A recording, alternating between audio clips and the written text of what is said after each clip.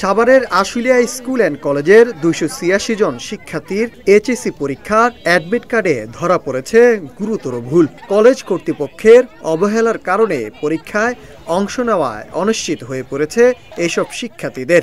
এতে পরীক্ষা দিতে না পারার প্রতিবাদে সড়ক অবরোধ, মানববন্ধন ও বিক্ষোভ করেছেন শিক্ষার্থীরা।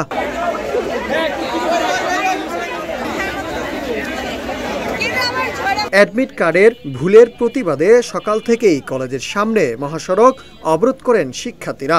অভিভাবকরাও যোগ দেন এই বিক্ষোভে।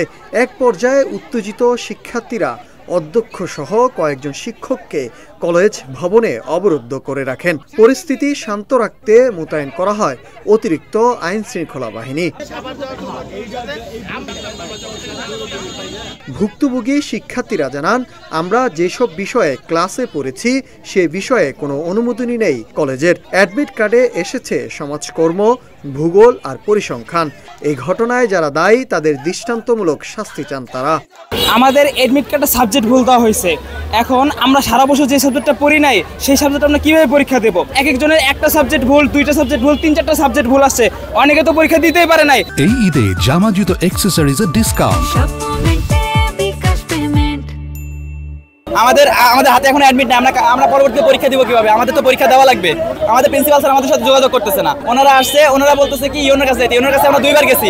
উনি বলছে তোমরা প্রিন্সিপালের কাছে যাও। প্রিন্সিপাল বলতেছে ইউনোর কাছে যাও। শিক্ষার্থীরা দাবি তুলেছেন, ভুল অ্যাডমিট কার্ড দ্রুত সংশোধন করে তাদের পরীক্ষায় অংশগ্রহণের নিশ্চয়তা দিতে হবে। পাশাপাশি এই গাফিলতির সঙ্গে জড়িত শিক্ষক ও কর্মচারীদের চাকরিচ্যুত করে দৃষ্টান্তমূলক শাস্তি নিশ্চিত করতে হবে। একই সঙ্গে কলেজের অধ্যক্ষ হাবিবুর রহমানের পদত্যাগও দাবি করছেন তারা। আশুলিয়া ইউনিয়নের বিএনপির সাবেক যুগ্ম সাধারণ সম্পাদক ডক্টর মেহেদী হাসান আজাদ বলেন, এই পরিস্থিতি তৈরি হয়েছে, তাদের বিরুদ্ধে কঠোর ব্যবস্থা নিতে হবে।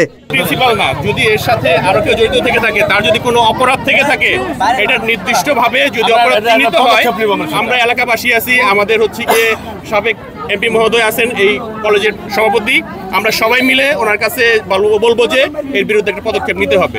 আশুলিয়া স্কুল অ্যান্ড কলেজের অধ্যক্ষ হাবিবুর রহমান জানান, ঘটনাটি অত্যন্ত অনাকাঙ্ক্ষিত।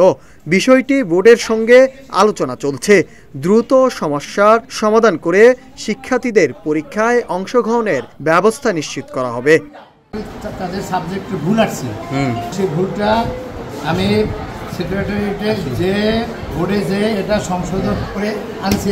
আমি চেয়ারম্যান তাকে আমাকে কথা দিয়েছে 15 তারিখের আগে দ্রুত সময় যতটুকু সম্ভব হয় আমি ওদেরকে এডমিট সংশোধিত এডমিট দিব। আমি পরীক্ষা সংক্রান্ত যদি আমার কোনো ছাত্রের জটিলতা হয়, আমি সমস্ত দায় দায়িত্ব আমার। Nahid Hasan, news desk, Ittefaq.